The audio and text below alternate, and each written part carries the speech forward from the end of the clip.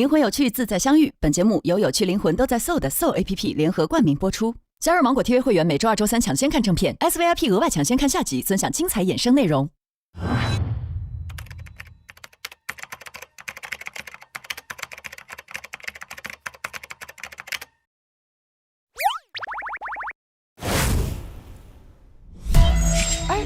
就是他第1名哎！我来啦！我们的这个庆典方案啊，哪个部门中选的话，我们是有奖金的。我们知道呢，所以我们要努力想。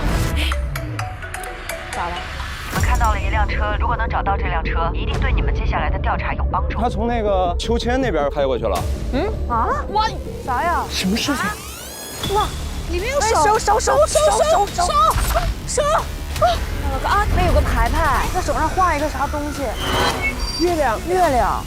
但这个手看上去是来自于这个绘画工作室的垃圾袋。哇！所以那个手就是在这儿汇聚下来的。他自己把自己的手锯了，然后把这个东西扔出去，传递出来这个信号，让大家来知道这个事情。这有一个行李提取卡，好多烟花，好多名字。哇，这么多人的名字。这个是一个病历手册，是杜对齐的。半年前曾进行全脸整形手术。从前的那个他死了，所以他们是一伙人对他进行侵害。那个手是杜对齐的。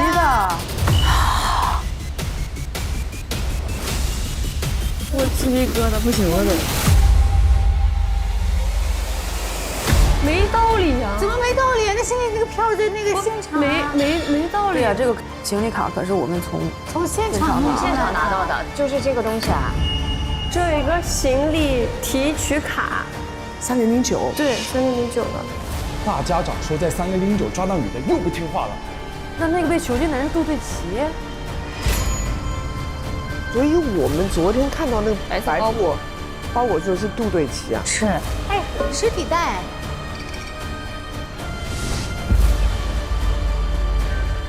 换个姿势。我的鸡皮疙瘩。我也是鸡皮疙瘩，鸡皮疙瘩不行。那个手就是杜对齐的。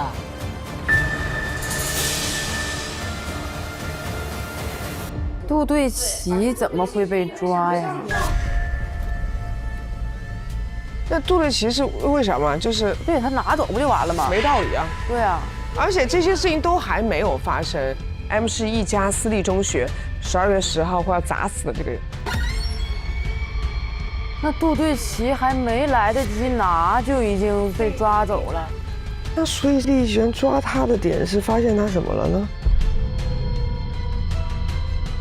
我觉得可能不是发现他什么，有没有可能是发现这个组织了呢？那他把那个手断掌传递什么呢？想告诉什么呢？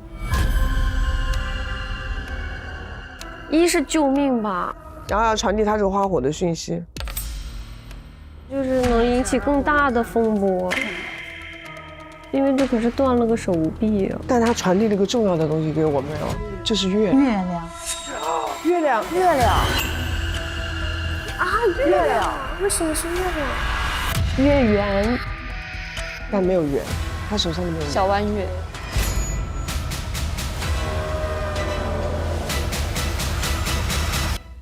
哎，我们确认要不要给杜对齐打个电话？打一个呗。杜对齐昨天10点钟的时候给我们开过会。咱们酒店即将举行4年1度的集团庆典活动。再来，尤姐，今年的场地选在哪儿啊？打个问一下杜对齐在哪儿？我打电话了，感觉他会接，他肯定会接的，他一定在，他不可能。就问他庆典方案做的怎么样？对，肯定在，他肯定在，他绝对在。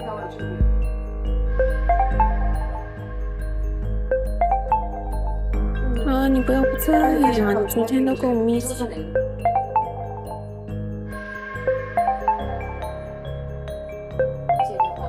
没接电话，没接电话。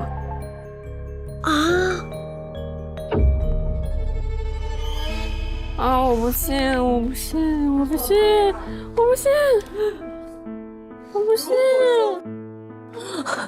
啊！那我们在3009发现的是茉莉的包。只有一个包。这是早上起来那个茉莉啊，对，她背的包啊。不整齐阿姨也在那等的也是茉莉。我在这等茉莉，你们看到茉莉了吗？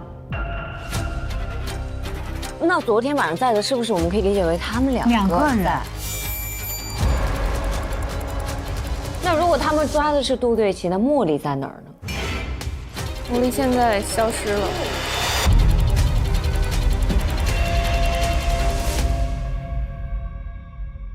现在呢？哎，我看一下这个本子，排一盘。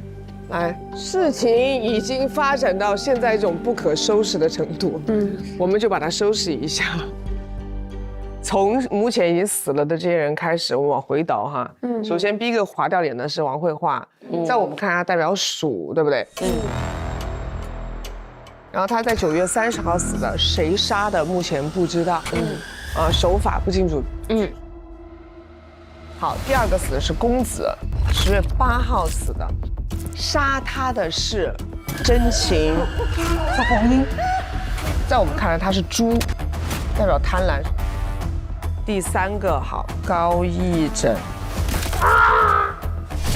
，10月28号那天死的，谁杀的？简单。高义正就是羊，表里不一套。然后再来是刘美体，是在11月15号，昨天死亡，杀他的是白真真。刘美体是乌鸦。哎，刚才之前还有蜘蛛谁来着？就是科老贵嘛，斯拜德是科老贵的公司。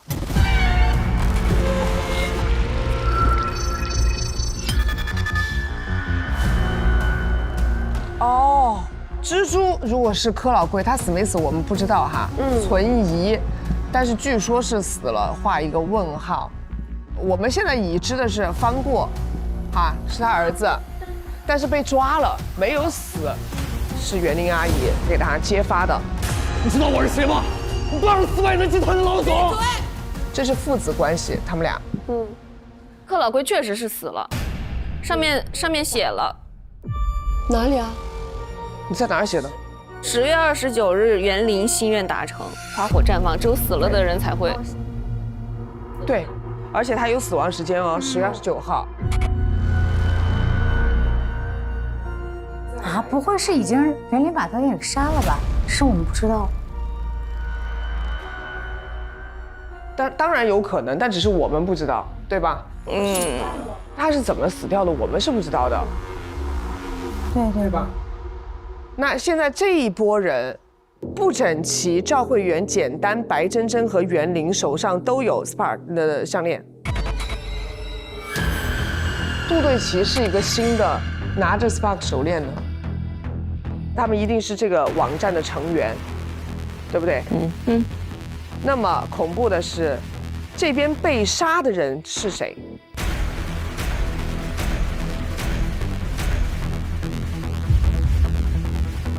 他一定是一个什么集团的，对吧？利益集团绑定者。现在我们可以把他们捆绑起来的信息是兔酒店啊，400万，880万，1000万。公子啊，要在咱们酒店搞一个签约仪式。屏幕前的观众们，你们好，把这个给我关了。兔酒店肯定是有关系的。兔酒店。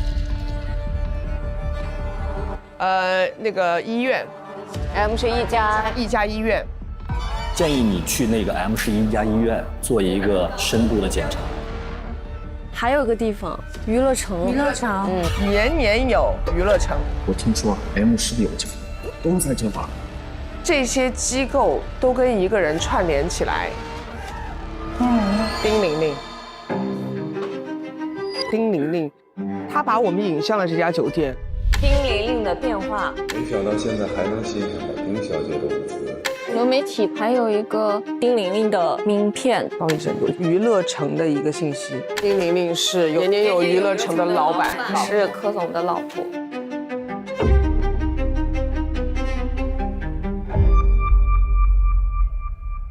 昨天你们提的那大家长是谁？那个大家长啊，大家长。大家长是谁？大家长今天吩咐了，抓了个女的，千万不能出什么岔子。然后我觉得这个白衣人跟大家长绝对有关系，就大家长的手下嘛，其实就是是。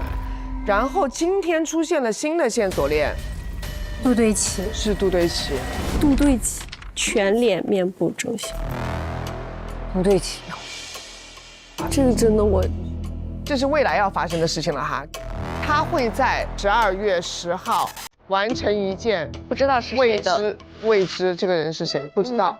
那么所以现在剩的动物看一眼，现在剩下的猩猩、狗熊、狼，还有3个。但这3个动物挺凶猛的。所以这个人是狗熊猩猩狼其中之一。杜对齐是谁？他遭遇过什么具体的事情？是谁做的这件事情？我们并不能确认。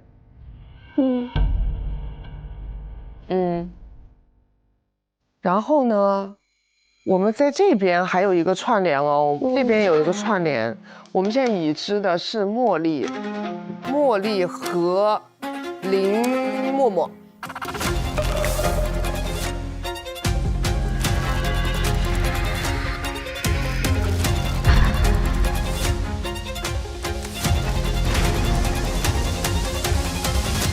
然后茉莉是跟我们有接触，和她在连接很多的 Spark 成员的一些行动线。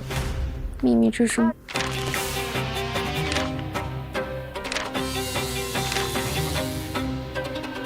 因为我们不知道林默默跟茉莉是否是一个人哈，所以我们就只能就是把它当成2个人处理。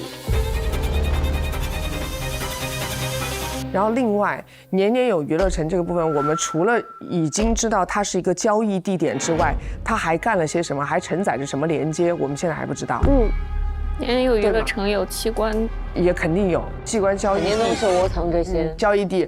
然后一家医院就要负责器官移植的技术这块部分的操作。然后兔酒店呢，以拍卖会为名义，然后呢去做样交易上面的一个枢纽。而且还成了一个那个藏尸间，对，还给他提供所有的就是尸体的储藏，后续的一些售后。至于接下去还会不会有一些机构牵扯进来，再看。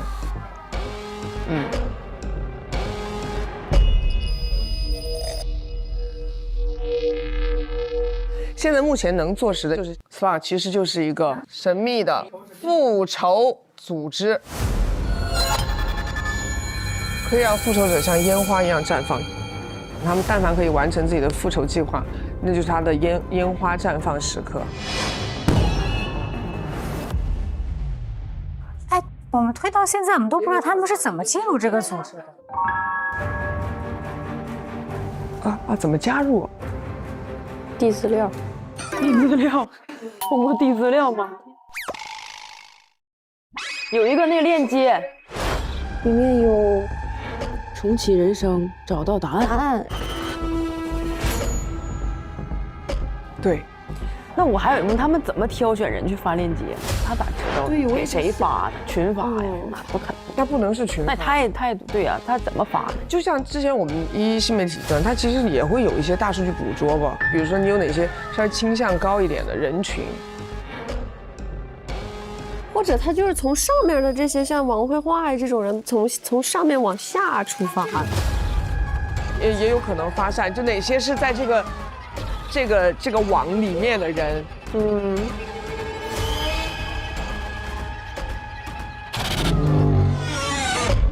当然了，这个图表里面也不是我们完全已知的东西，有些东西还不知道嘛。就比如他要杀谁，或者是以及他现在是什么一个情况。包括柯老贵到底是怎么死的，包括茉莉和林默默是不是一个人，茉莉和林默默是不是这个网站的创始人或者是发起者，包括王慧华的死谁干的也不知道。按理说王慧华的死，如果他是老鼠的话，他也是策划，他也一定有人去做这件事情。而且现在看起来，所有的这一切就是计划好的。而且他计划的是非常前置的这个工作。大家长是一个最大的存疑，他有可能是这个利益集团的终端，或者是一个接近终端的人。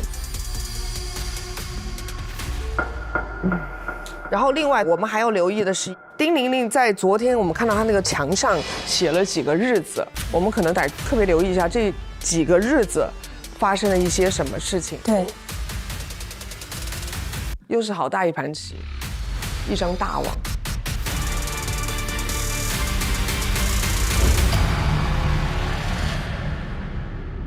今天月圆之夜，那座大楼花火绽放。那座大楼了，咱得对，是那座大楼了。那大楼是咱们那座大楼吗？我们复工会就是那座大楼哦，就是丁玲玲死的地方。丁玲玲死的地方。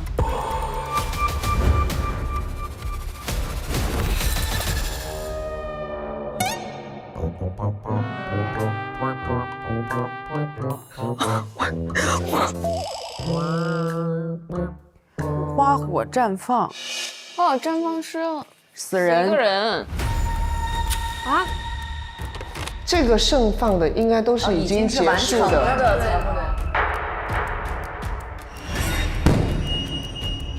对，要有一个人死掉，但是不知道是谁的花火绽放。那他花火绽放，说明这个事还不是茉莉策划的。是呀。凭啥说不是呢？只是我们不知道过程。茉莉本上没有，茉莉本上连12月12都写了，他11月15、16对呀，没写呀。就是有人公告说那天花火要绽放，但咱们不知道是谁。我们可以去看看是谁。听上一首歌吧。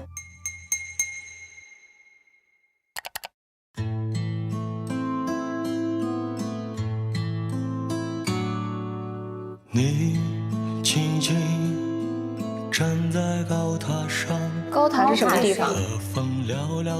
泥土是什么地方？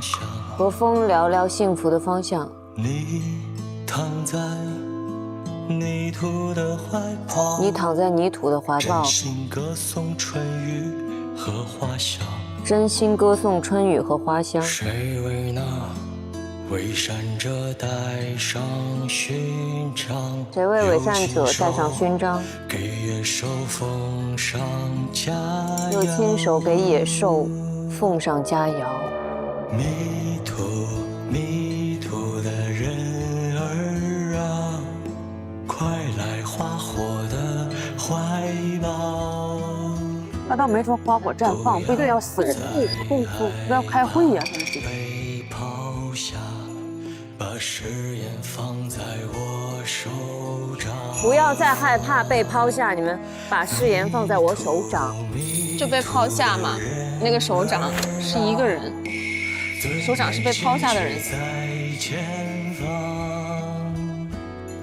像一次集会。对的，我觉得是个集会。燃烧命运的希望。我是花火在绽放。我是花火在绽放。燃烧命运的希望吧，我是花火在绽放，无数花火在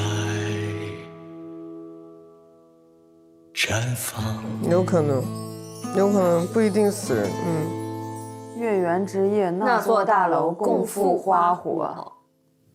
我觉得挺像会晤的，就是见面。那座花，反正我感觉是集会召唤。但不管是集会还是会发生，就是复仇案件，那座大楼是肯定得去的。对，我们才能知道它要发生些什么。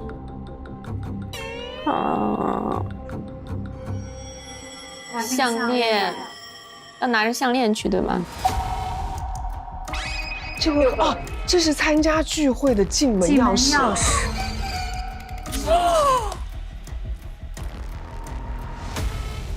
现在有几个？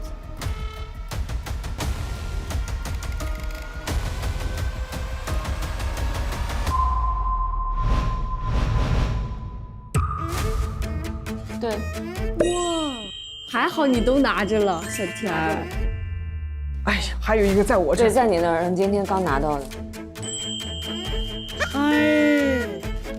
肯定是会滴一下，里头有芯片的，不然你们进不去或怎么样？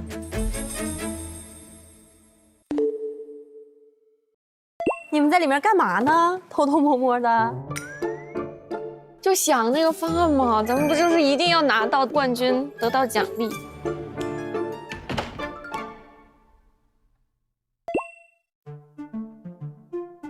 真挺。那走吧。哇！我们走啦，拜拜，拜拜。方案发群里哦，我先看，我绝对不说。绝对赢，自己人加油。一凡，我现在有点忙不过来，有位 VIP 客人要入住，他们孩子的奶粉到了，你能帮我确认一下产品信息吗？好，没问题，我看一下。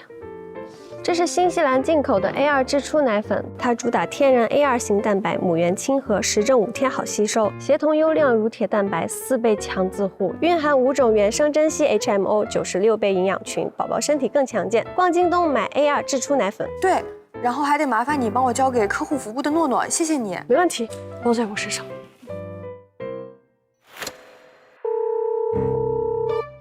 射死1脚油门，我们一共6人，射死2脚油门，数了真的6人。好，推理胜，有困难绝不撤。咱们一会儿要从酒店到那座大楼。行，我就在门口等你们。好，拜拜。那我们把所有东西集中在一个人身上，带一个包，别每个人都带。好，然后一定要把项链带上。把项链带。走出发。哎，工牌摘了，工牌摘了。是。那咱们也走吧。硬仗，又是一场硬仗。真的，黎彤这事儿还没解决呢。我觉得还得有。黎彤第一次这么害怕收花，我现在一点也不开心收花。每天早上，我感觉我害怕。心里都一激灵。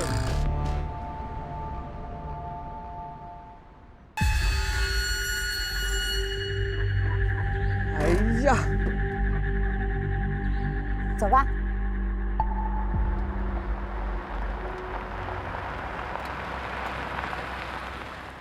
那个推理团们，社长嘱咐了我们，要提醒你们注意安全。那这话就是稍微有一点担心了，就是说，其实我们没有觉得有危险哎，但的确我们不知道在这个会上我们会看见什么。是的，大家还是确实小心一点。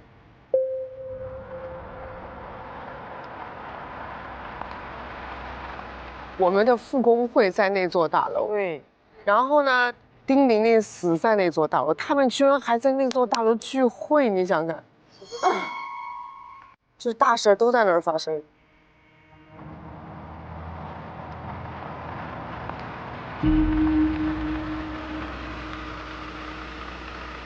好了，推理团们，祝你们一切顺利。拜拜，拜拜，社死，谢谢。我们又来了，这次心情差好多。哇哦！再一次来到这里，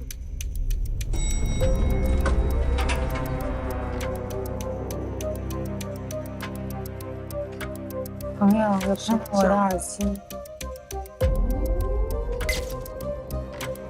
哎，我们几楼？哎，我们只能按7楼哎。这要密码锁。等一下，这有 SPA。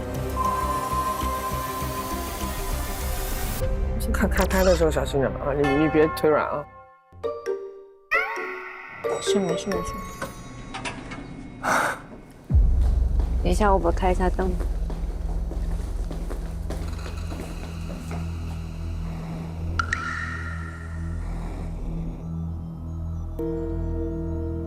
那这个猫脸还在这儿。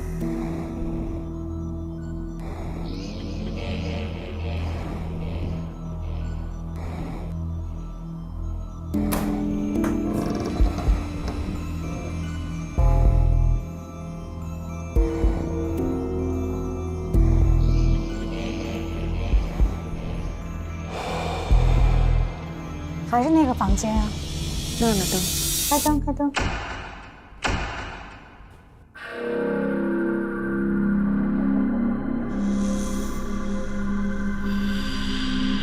等你们好久了，还记得那通电话吗？没有变。有一个白色的人多了一个。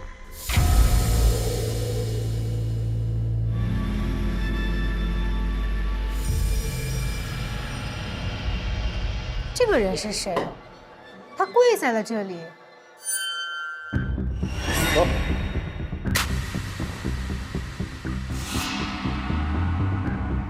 他是单膝跪在这边啊，像权力或者像一个主位的人去献媚。哇，这个中间这个人得多厉害呀！我觉得这是大家长吧，这里。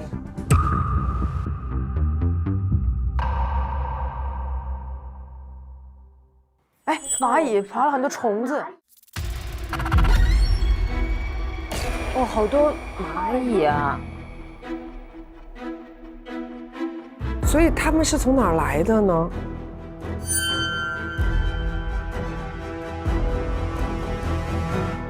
这里已经被画叉了，他的头上多了2个字“贪婪”。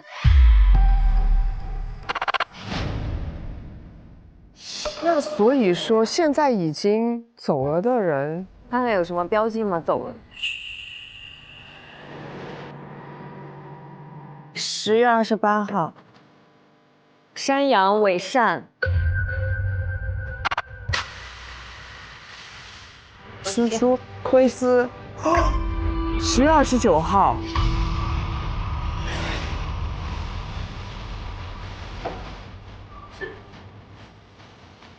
乌鸦是24.11.15，污蔑。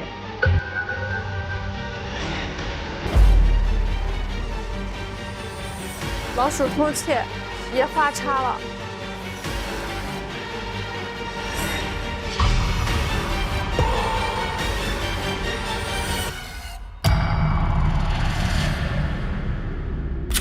哎，所以这几个没有事儿的是没有的，是吧？摘不了，还没有死。哦，摘不了。这仨人是谁？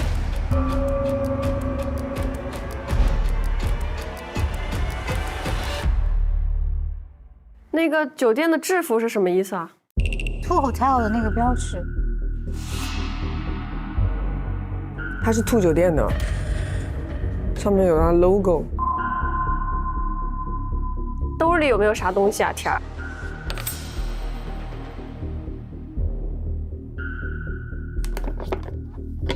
哦。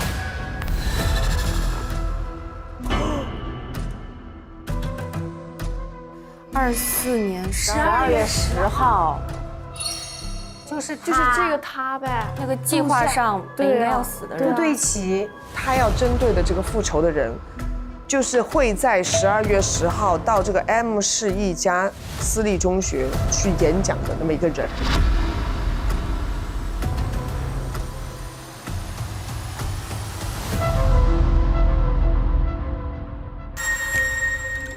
他还不是最大那个。这他肯定不是，但他是一个服务人员，你看他都没有资格上桌吃饭，他得跪在这儿，还得单膝跪在这儿。但是他一定是酒店的人，对，兔酒店，兔酒店的人，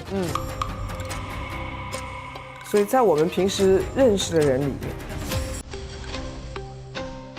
必胜啊，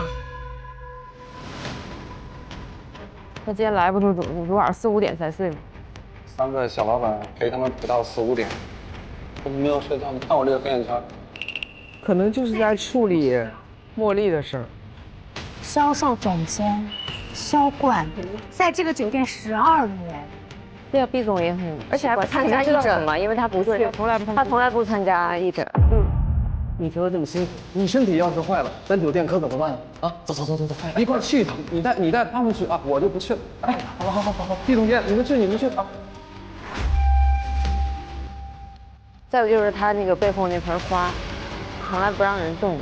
这个吧，那个，这后头这。哎，这不能搬啊！啊，这2个都可以。茉莉专门跟我们提到过毕总后面的花啊，他有猪脚，他那个就是猪脚，毕总是人大。你刚才提醒我们什么？他特别强调他那个花，有机会我们去看一下那个花。哦，可以。猪脚。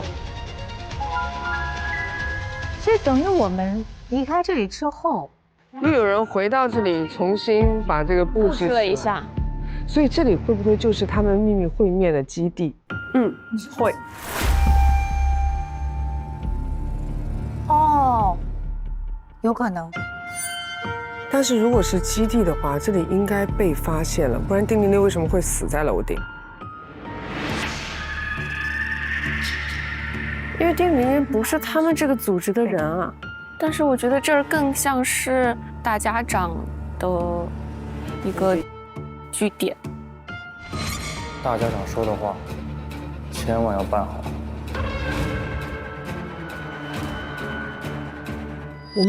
我们为什么来到那座大楼？是因为月圆之日那座大楼那个绽放花火呀？对呀，对。所以我觉得我们得上到一个能看到烟火的地方，所以得上到天台。天台怎么上去啊？我们上次是直接从花园那条口上去的。现在锁住了，门没锁，那个花园那儿锁住了。这个门怎么锁了？那个我们电梯里那个，除了7楼都被锁上了吗？被 Spark 的锁给锁上了。我觉得是那个锁，因为上面也贴了 Spark 的标，3位数的密码。如果那是密码的话，这是解哦。会不会是第一天来的日期啊？930吗？我觉得是这蚂蚁，这蚂蚁搁这干啥呢？不然这蚂蚁不会给我们排成一个什么？他怎么训练的？哎呀，到底是什么呀？快醒醒，告诉我！真醒了，你会害怕吗？现在我们需要3位密码，那是不是活着的这3个？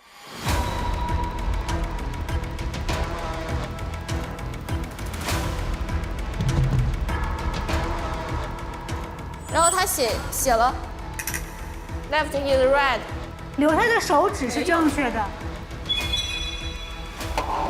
所以跟他们手指头又有关系吗？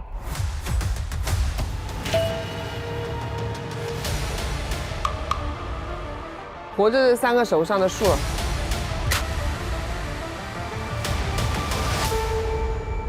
要按照这个前面的那个蜡烛的长短。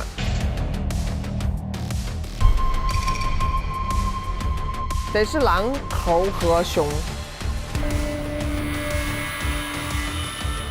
5、6、7、8，我这个8。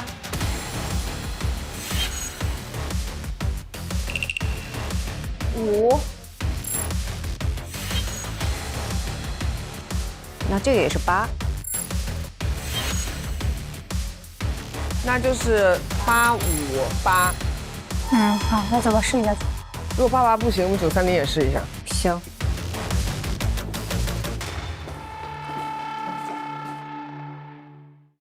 上搜，遇见合拍的朋友，发现另一个自己。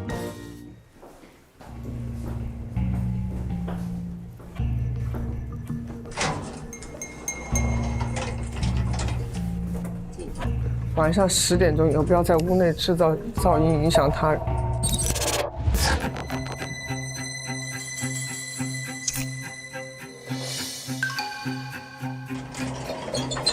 858，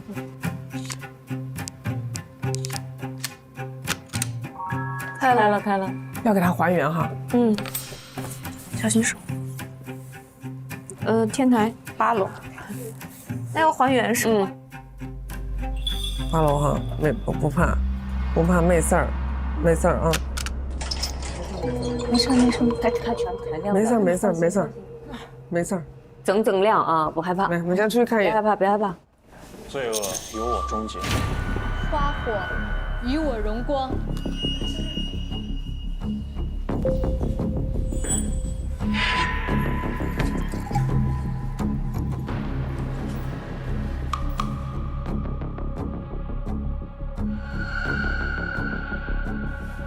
罪恶由我终结。看一下他有什么流程，看一下有什么流程。与我荣光。花火什么？他对暗号呢？罪恶，我就看见花火这样。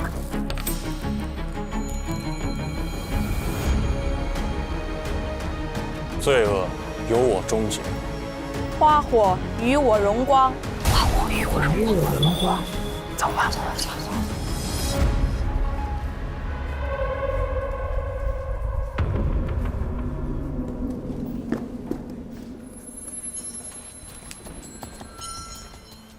罪恶由我终结，花火与我荣光。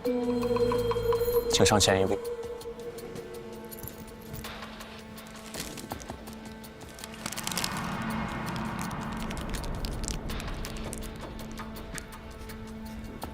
罪恶由我终结，花火与我荣光。花火与我荣光。这几个字儿这么费劲吗？这几个字。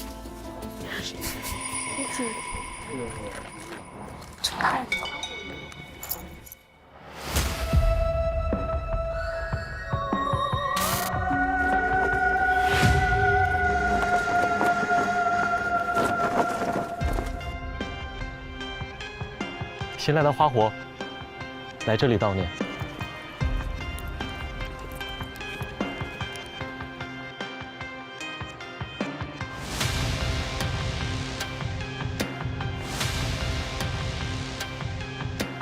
罪恶由我终结，花火与我荣光。花火与我荣光。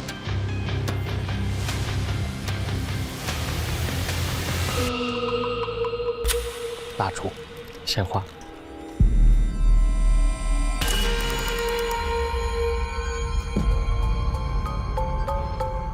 花火与你同在，请悼念。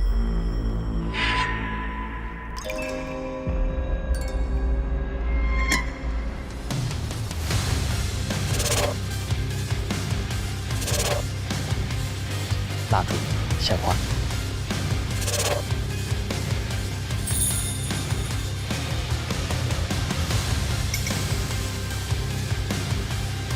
花火与你同在，请悼念。谢谢。罪恶由我终结，花火与我荣光。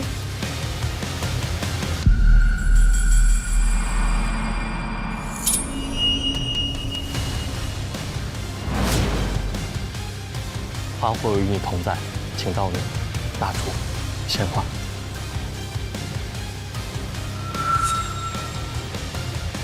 花火与你同在，请悼念。找位置入座就可以了。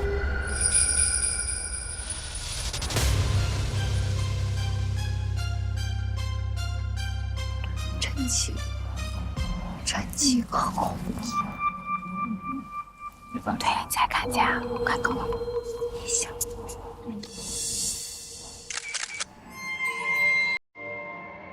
你好，这是我的位置。啊，不好意思。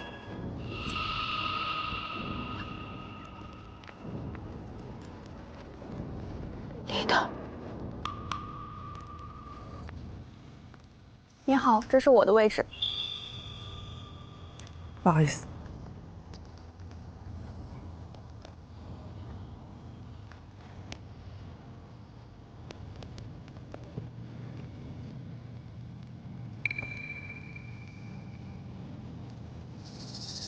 怎么还没开始？不知道啊，平时不都已经开始了吗？杜对齐和梅周末还没来，再等等。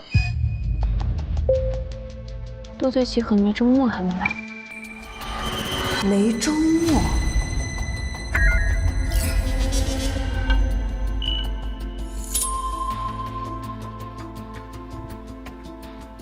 杜对齐和梅周末还没有到，联系不上他们，我们还等吗？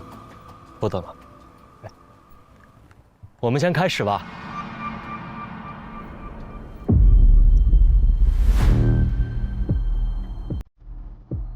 月圆之夜，花火在放。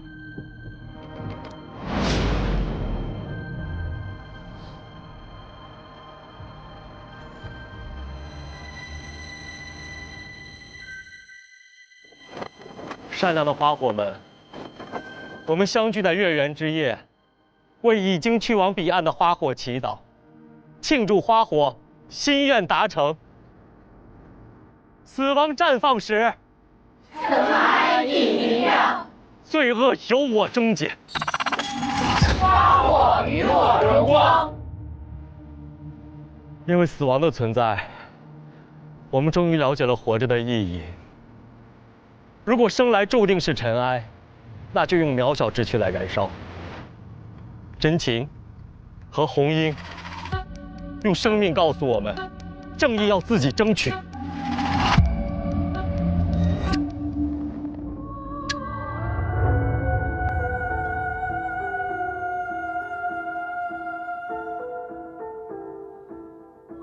敬真情，敬红英。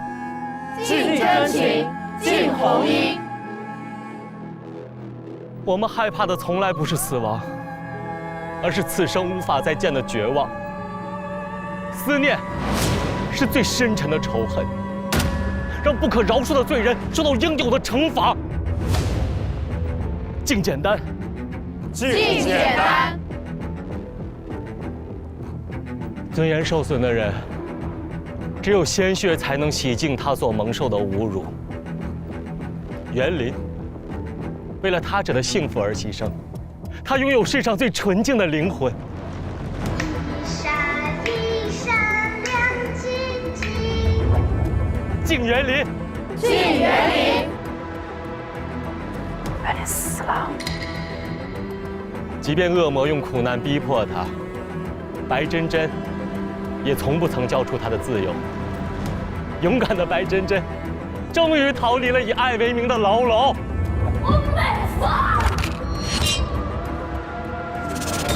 敬白真真，敬白真真。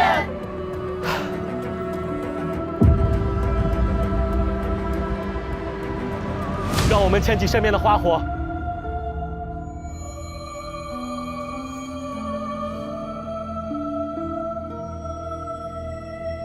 心愿达成，花火绽放。心愿达成，花火绽放。花火不会忘记你们的奉献，引路者也不会忘记你们的奉献。伟大的事业仍在延续，光明的世界终将降临。为了花火，为了花火，为了伟大的事业，为了伟大的事业，绽放！绽放！绽放！绽放！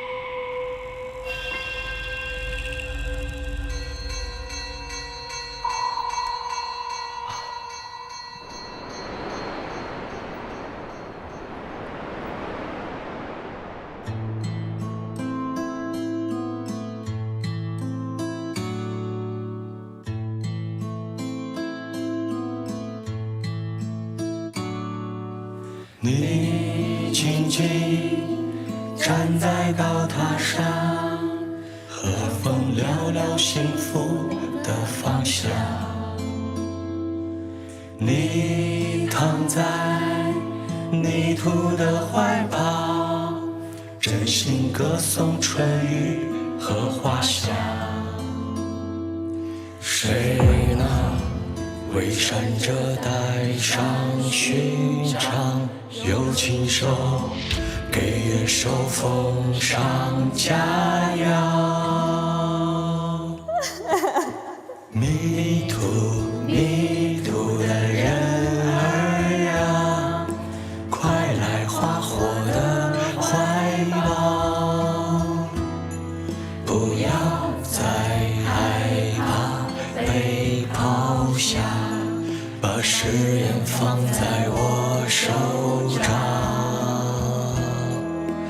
迷途迷途的人儿啊，最美结局在前方，燃烧命运的希望吧，我是花火在绽放，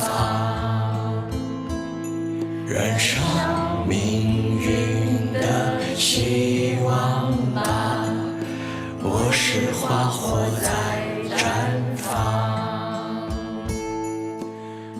束花火在绽放。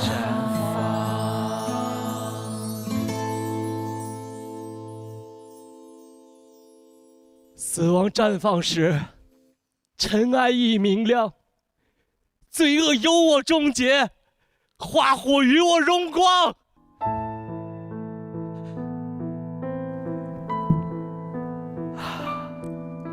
虽然花火之门已经关闭，但我今天还是看到了很多的新面孔。看来有很多人和我一样，加入后犹豫了很久。谢谢你们鼓起勇气来到 Spark， 我们永远欢迎迷路的花火的到来。那现在请新加入的花火们分享一下你加入的原因吧。这位花火，第3排的。我是新加入 Spark 的花火，我叫杨小花。20年前，5岁的我被人贩子拐走了。我长大以后，就一直在寻找我的亲生父母。今年，我终于找到他们了。可是，他们却已经变成了一捧黄土。听村里人说，我妈受不了打击，精神失常，总是自己一个人往山里跑。说，听见小花在叫她。我爸接受不了我被拐的事实，借酒浇愁，最后吐血而亡。我爸的坟就只有一个小小的土坡，上面有几块碎石头。我一看到我的爸爸就躺在那儿，我多想钻进去和他团聚啊！可是我再也没有家了，这一切都是那个人贩子害的。这就是我加入 Spark 的原因。我要用我的余生，让拐走我的那个人被法律惩罚。我要让这天下的人贩子都受到严惩。我要让每一个被偷的孩子都回到他们自己的家。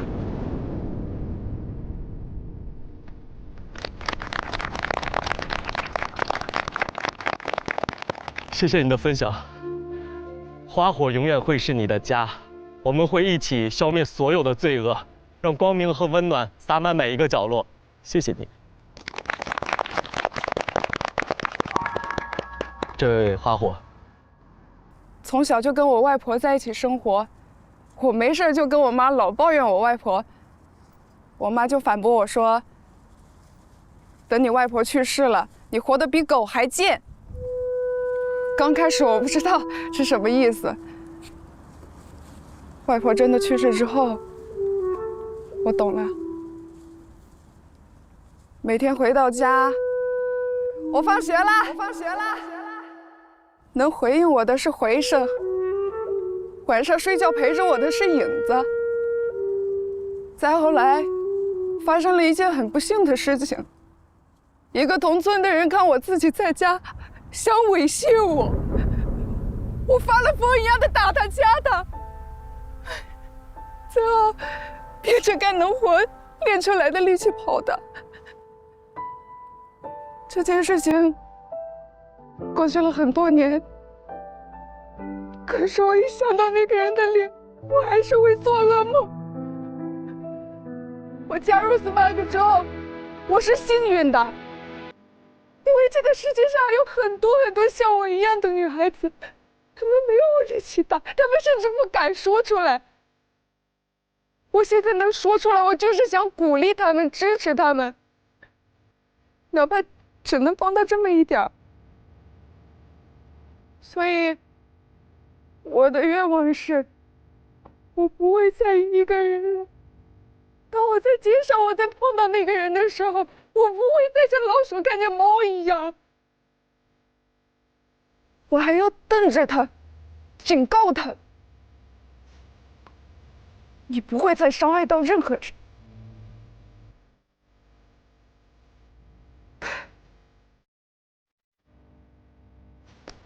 这就是我的故事。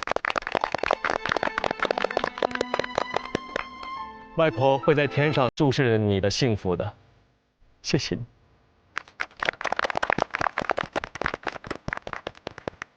第一排第4位的花火。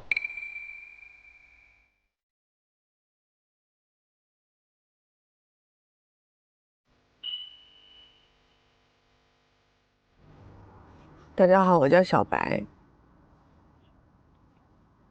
我加入花火的原因，是我在小学的时候，班上的男同学用开玩笑的方式抓我的胸。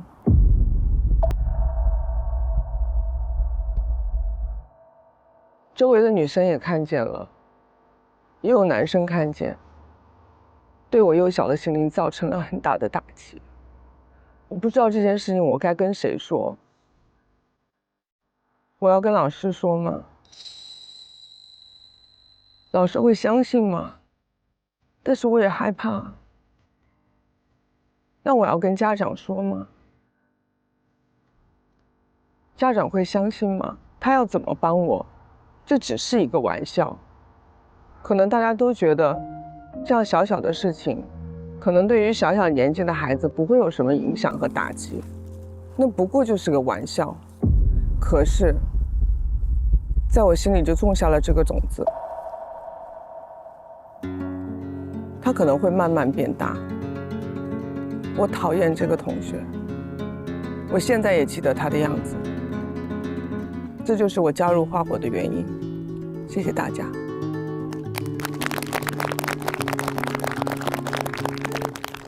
从今往后，你的生活里只会充满光明和温暖。谢谢你，谢谢。第3排第4位的。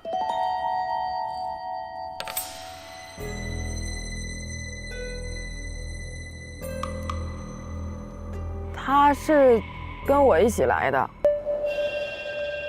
就是我从小因为家里面条件不好，然后我跟爷爷奶奶长大的，然后我从我上学开始，我们班的同学就谁也不跟我玩，他们就给我起很难听的外号，在我的凳子上就放脏东西，或者有的时候把我凳子偷走，因为我学习成绩又很好，他们就把我的书和本儿都撕了，然后扔到那个厕所里面，让我自己去捡。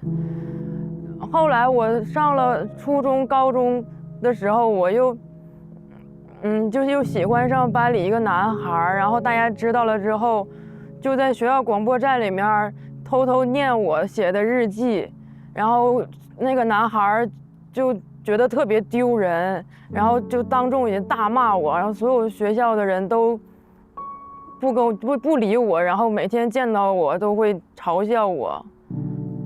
等我上了大学，我也不知道为什么，就是可能是因为我从小太自卑了吧，我也不会跟人家交朋友，也不敢跟人相处。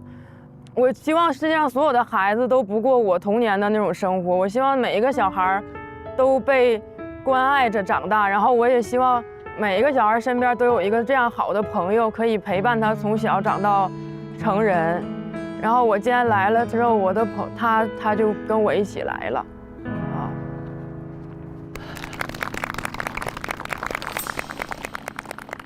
很谢谢你们之间的救赎，谢谢。正是因为你们的加入，每一簇花火汇聚在一起才可以绽放。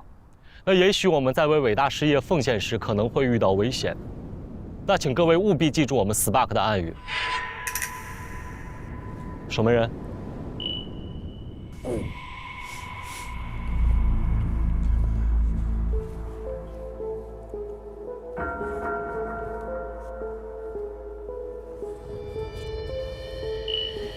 请向后穿越，向后穿越。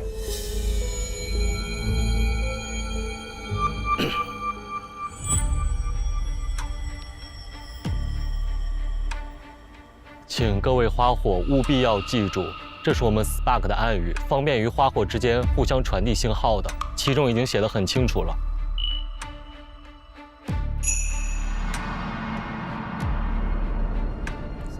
危险，全体撤离，销毁所有证据。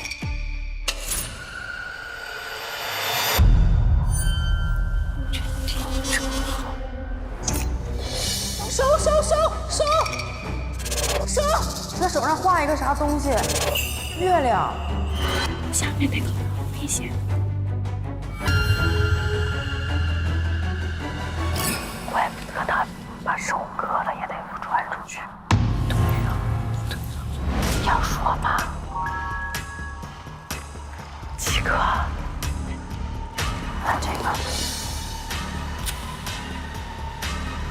有什么问题吗？有记住吗？我有一个问题。花火讲。就是如果就是说我的计划完成了，我就要有这样的一个圆的满月的这个形状。对的。然后放到哪里呢？我们是拿来传递信息的。传递给谁呢？这个信息？传递给我们的花火们。哦。赶走吧。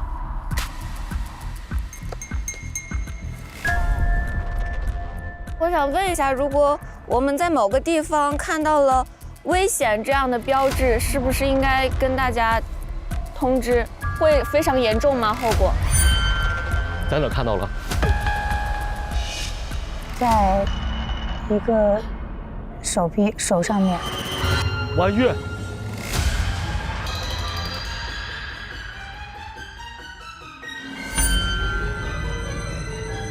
不好，是他们，是白衣人，他们发现我们了！走，把所有东西全部销毁！大家快跑！快跑！快走！快走！别跑！抓人！走！从楼梯走，下去找地方躲着。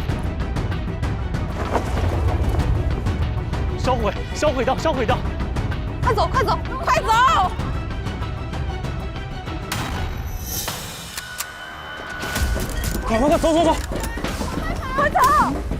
赶紧走！走！快，走！快点！快走！快跑！注意安全，快一点！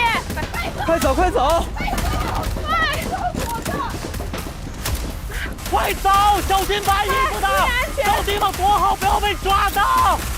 哎，站住！别跑！快！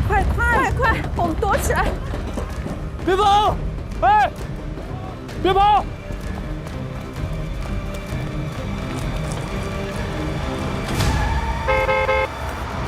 李雪琴、张一凡、齐伟、一头，快上车！快来这边，你跟我们一起吧。你们快走，没关系的，花火与你们同在。上车，快！丽姐，这是人力，快！丽姐，这里危险，上车说。别跑！哎，你咋办呀？丽姐，一会儿再说，上车，快，这里很危险。哎，那边有辆车，追！别跑！抓人！快跑！快走！快跑！抓人！周子！放开我！别跑！哎！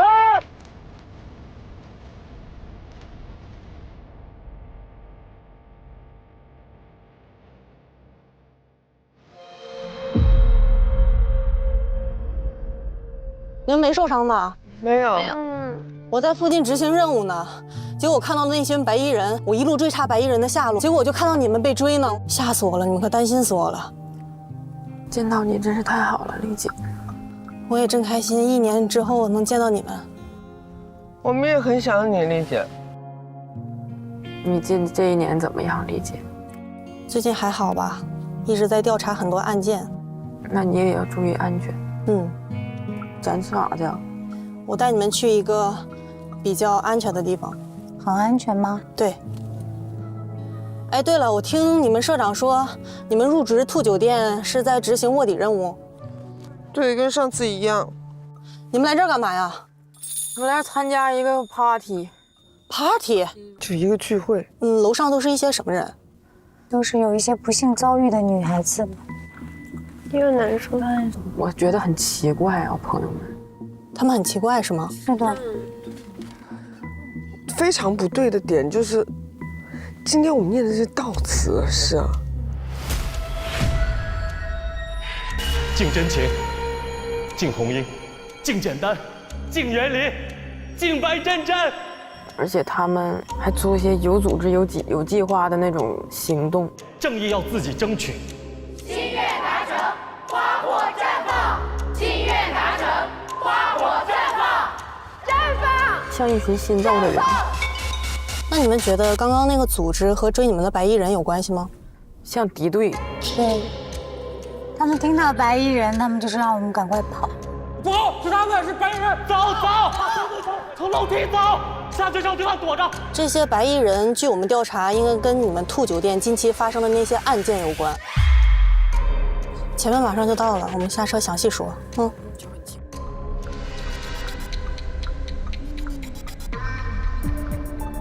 好了，这里应该安全了，下车吧，把所有的东西都拿下来哈。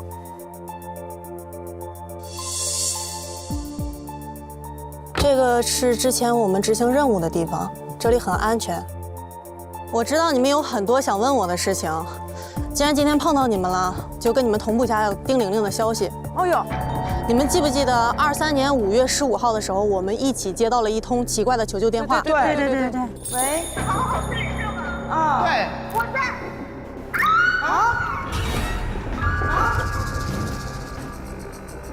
当时我们顺着电话信号搜索到了一间空房间，但是线索到这儿突然就中断了，我们警方没有办法，只能对外声称是一场恶作剧，不过后来我们觉得事情没有想的这么简单，我们就一直搜查，结果发现打电话的人就是丁玲玲。好好睡是吗？啊，对。我们后来经过线索搜查之后，发现丁玲玲背后还存在一个非法组织。这个非法组织在使用非法枪支。枪支是。就是因为你，设备搞丢了吧？刚才被枪指着脑袋，你不害怕吗？要是再不听话，直接枪崩了，反正留着没用。 9月30号的时候，你们应该看到了，丁玲玲死在了那座大楼的天台上。这是丁玲玲吗？对，就是头那里流的血，她就是被枪杀的。对，杀她的枪支就是来自于这个非法组织。这个非法组织是以白色为标志的，他们统一身穿白色的制服。不，是他们，是白人，他们发现我们了。 快走，小心白衣服的！快走，快走，快走！快走！站住！别跑！花火与你们同在！别跑！别跑！所以刚刚那些追你们的白衣人，很可能就是来自于这个非法组织。哦，对了，有个地方叫年年有娱乐城，你们知道吗？知道。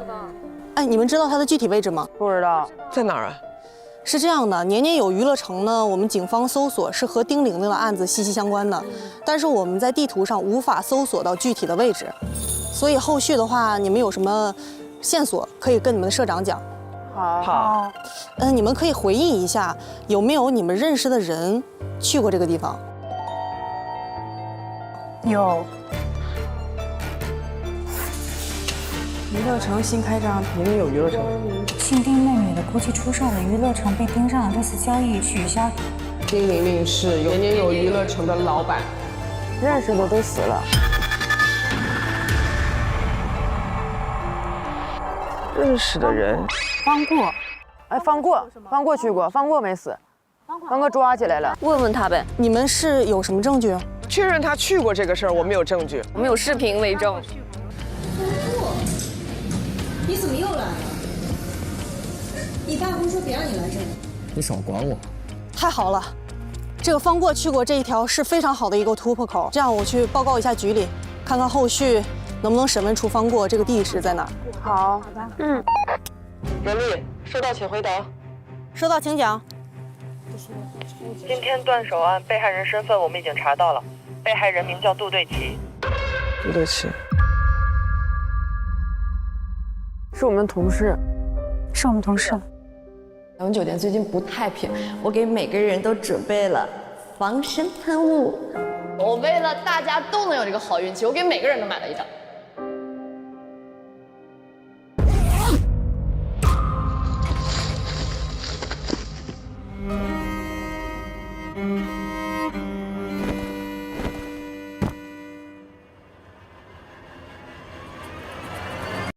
杜对齐？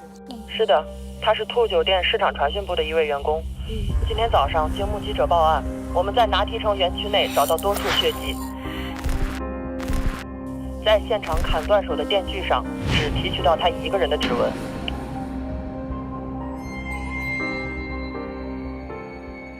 经现场勘查，我们怀疑他是自断右掌。自断？收到。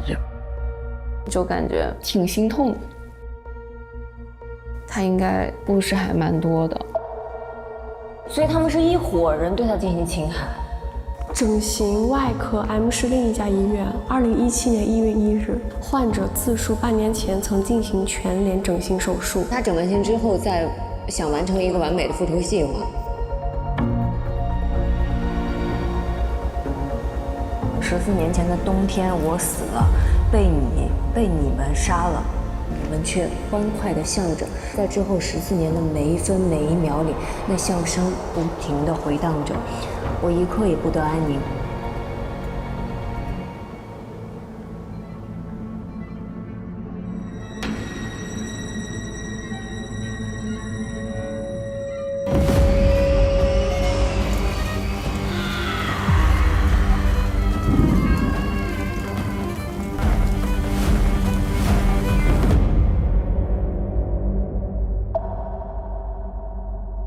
杜对齐遭受了很多苦难，但是还要以这么惨烈、这么痛的一种方式去把这个消息传递出去。他到底发生了什么样的事情？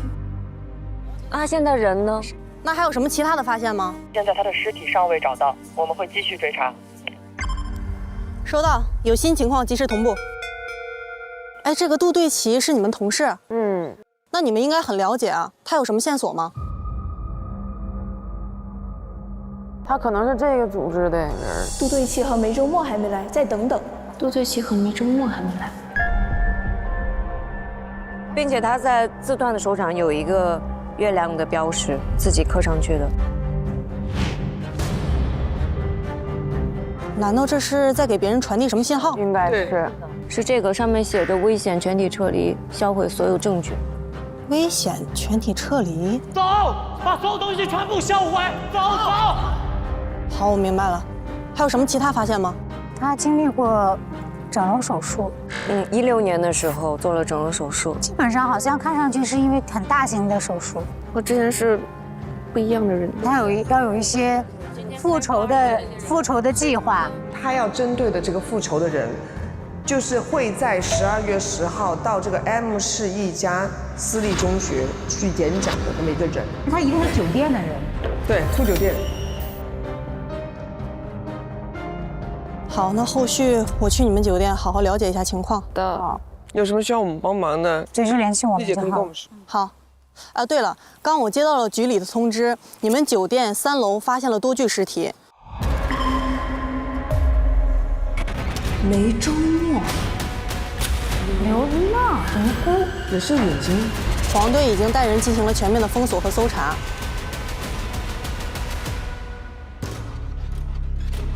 所以近期你们应该不用去上班了，但是你们6个都是女孩，最近执行任务的时候务必要小心谨慎。好的，我们相当小心。那我先去局里汇报，我先走了。好的，拜拜。注意安全。谢谢丽姐，拜拜，拜拜。对了，那个你们的社长已经派车来接你们了，所以这里很安全，你们原地等。好的，好，走了。谢谢丽姐，注意安全。拜拜。好，拜拜，拜拜，拜拜，拜拜。我们把拿到的东西整一下吧。在这儿有一个盒子，然后有一张照片，照片是一个红色的皮箱，就是跟我们在3016房间见过的红色皮箱是一款。赵总您好。赵总您好。这个箱子，但凡在兔酒店拍卖会买过画、对应过房间的，都会有这个红色的皮箱。对。 1000万，成交。2000万，成话来指向他房间的。按照这上面的数之后，一个选择了3012，一个选择3016。房间里面会得到一个红色箱子。那个红色皮箱当时我们发现是空的。2种可能，就是要么是公子已经拿走了，要么就是他们俩拿走的。然后我觉得是这2位阿姨拿走了。这个东西是我们在刚刚那个会场，它摆在红英和真情阿姨照片的旁边。这个盒子写了一个罪恶，可能就是关于红色皮箱的罪恶。拍卖会背后的未解之谜。就是罪恶本源就在这里头，但至于我们现在不太知道这个东西是什么。然后，红色皮箱里面有一个芯片 SD 卡，应该有什么视频或者是音频之类的东西。公子的罪恶，这个得要插到电脑上去查。那个，如果昨天带走的是杜对齐的话，那么茉莉在哪里？我们现在有很多的未解之谜。行，接下去任务越来越重了，我们喊个口号，加油！来，好好推理社，有困难绝不撤，加油！加油！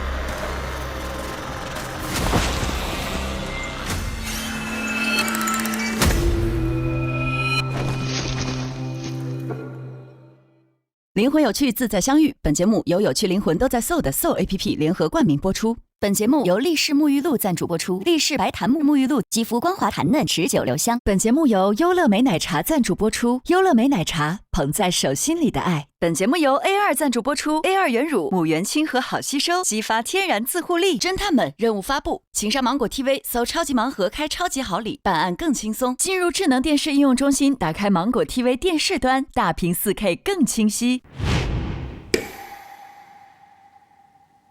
Hello， 各位观众朋友，大家好，欢迎来到懂法下班后，我是马轩。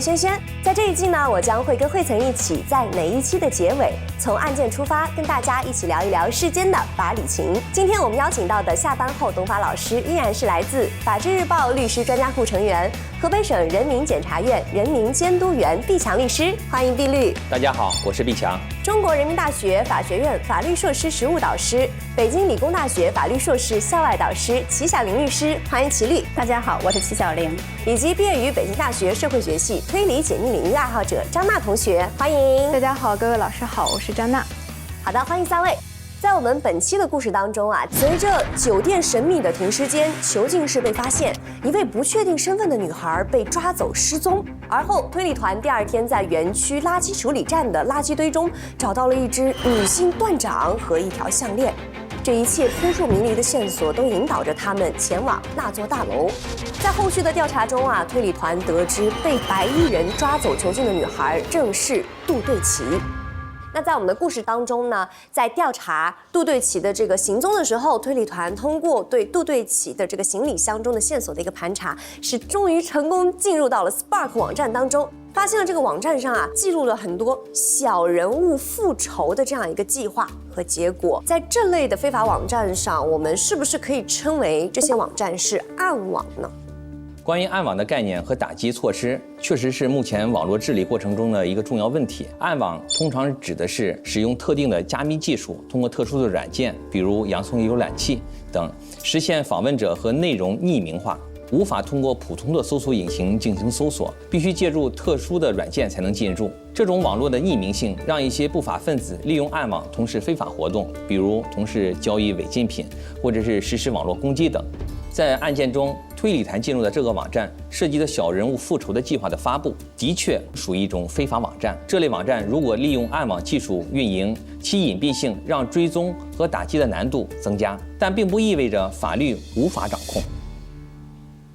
其实暗网的这个隐藏着诸多的违法犯罪活动，因此需要多个不同的部门联合去协作，包括刑侦、网安、缉毒、治安等等这样的不同的部门联合协作，在打击治理暗网犯罪过程当中呢，其实这是非常至关重要的。此外，要实现对暗网的违法犯罪活动的有力的打击，还必须在技术层面上进行一个迭代更新。比如说，要借助社会工程学、漏洞利用和攻防渗透等等一些方式，去拓展涉案的线索。基于暗网的舆情和密贯理念，设计构造暗网密贯，来收集和研判犯罪的情报，优化公安机关暗网犯罪侦查打击的效能。那对于国家现在针对这些网站的打击措施有哪些呢？我国刑法第287条之2，就是关于帮助信息网络活动犯罪的规定。明知他人利用信息网络活动犯罪，若提供服务器托管、通讯技术等技术支持，或者提供支付结算、广告推广等帮助，且情节严重的，最高可判处3年以下有期徒刑或者拘役，并处或者单处罚金。此外呢，我国网络安全法也明确规定，网络服务提供者必须履行网络安全管理义务，发现网络活动犯罪应当及时上报。我国政府对暗网和类似非法网站的打击力度不断加强，公安机关呢通过专项行动、技术追踪等措施，严厉打击通过网络实施的犯罪行为。近年来，网络黑产治理取得显著成效，许多利用暗网进行非法交易和活动的组织被进行追查并予以严惩，有效抑制了暗网犯罪活动的蔓延。因此，对于这类隐蔽的非法网站，国家通过法律手段和技术手段双管齐下，严厉打击违法犯罪行为。公众应增强网络安全意识，避免浏览或者使用类似非法平台。若发现类似网站，应主动向公安机关进行举报，配合打击网络活动犯罪。其实，在咱们的故事当中，涉及了很多类的这种相对弱势一些的群体，但这些群体在现实中往往有点难去维护自己的相对应的权益。那法律援助机构在这个过程中扮演着什么样的角色呢？弱势群体的保护需要全社会的共同努力。在法律层面呢，我国法律援助条例中明确了弱势群体有权获得法律援助，这些援助不仅能帮助他们维护自身权益，还能够提高他们的法律意识。法律援助机构在这一过程中扮演着非常重要的角色，尤其是在弱势群体面临法律问题时，能够提供专业的法律支持，帮助他们通过合法途径解决问题，避免权益受损。我觉得对于弱势群体的保护，一方面需要发动他们身边的亲人，给予他们关爱和保护，心理上让他们觉得自己永远都会有依靠，永远都是温暖的，可以共同商量一些维护自己权益的方式，然后帮助他们一起走出困境。至于社会机构呢，我觉得可以通过对于这些话题的探讨和分享，让处于这些困境当中的人意识到，原来这不是他们自己的问题，并且他们也能够找到一些解决方法来解决自己的问题。总的来说，就像是我们有一个学科叫社会工作哈，它提到一个词叫助人自助，就是我们说的更多再多，其实能够帮助弱势群体走出自己心理困境的是他们自己，他们需要发挥自己的主体性和一种能动性，因为我们能做的只能让他们走出来这个过程更加的快、更加的顺利、更加的温和，在他们需要的时候提供一些帮助，否则的话，他们永远都会自己陷入到过去的一个痛苦当中。是的，那为了避免一个暴力事件的发生，我们除了要保护弱势群体之外，其实在我们的生活当中，有很多的人，就是他们是大多经历了生活中的一种困境和挫折之后，才有了他们后续实施这种暴力行为，这可能是他们其中的一个动因。是不是也可以对我们施暴者进行一些引导，采取一些措施来帮助他们应对生活中的一些困苦，然后从而预防这些犯罪行为的发生呢？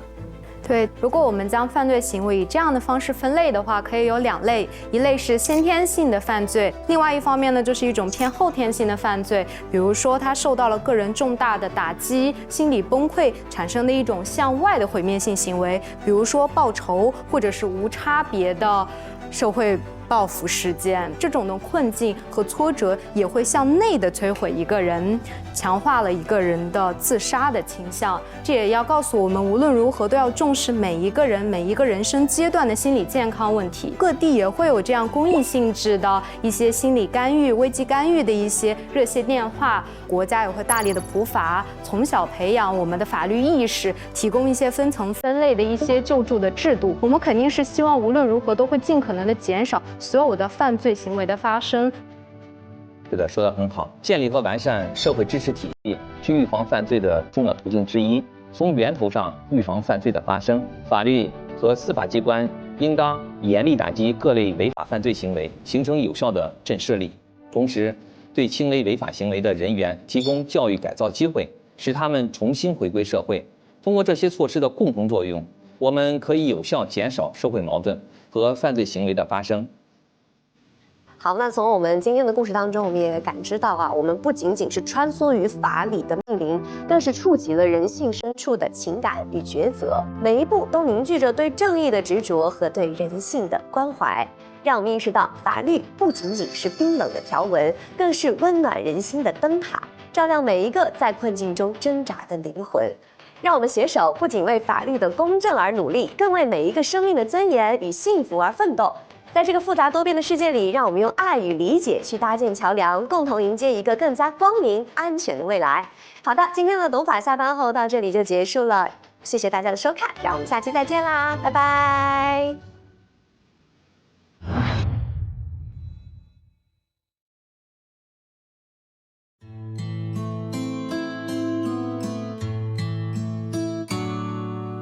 你静静站在高塔上，和风聊聊幸福的方向。